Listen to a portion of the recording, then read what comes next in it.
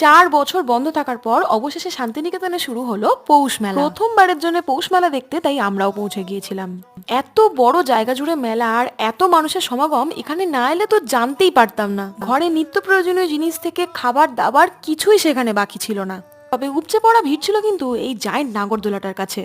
এত সুন্দর আলোকসজ্জা দেখে সত্যি খুব ভালো লাগছিল। মাটির ভাঁড়ে চা তো অনেক খেয়েছি, কিন্তু ওখানে গিয়ে প্রথমবারের জন্য মাটির হাঁড়িতে তৈরি চা খেলাম। কলকাতায় মোমো তো হামেশাই খেয়ে থাকি, শান্তিনিকেতনের মোমো খেয়ে দেখলাম মন্দ নয়। মেলায় যাবো আর গরম গরম জিলিপি খাবো না, সেটা আবার হয় নাকি। এখানে বিক্রি হচ্ছিল এই সুন্দর বেতের তৈরি ব্যাগগুলো, ওখান থেকে নিজের জন্য এই সুন্দর একটা ব্যাগ নিয়ে নিয়েছিলাম। এছাড়াও বিক্রি হচ্ছিল এই কাঁচের চুড়িগুলো, তার সাথে হাড় কানের সেট, বাচ্চাদের সফট টয়েস। আর এই স্টলেও কিন্তু ভিড় কিছু কম ছিল না, কারণ এখানে বিক্রি হচ্ছিল এই সুন্দর সুন্দর কানের গুলো, আর আমি নিয়ে নিয়েছিলাম এই সুন্দর অক্সিডাইজড কানেরটা। এখানে এসে প্রথমবারের জন্য খেলাম আমসত্ত্ব দেওয়া পান, যেটা খেতে কিন্তু আলাদাই ছিল। দেখা হবে পরে মিনি ব্লগে, এখন চলি, টাটা।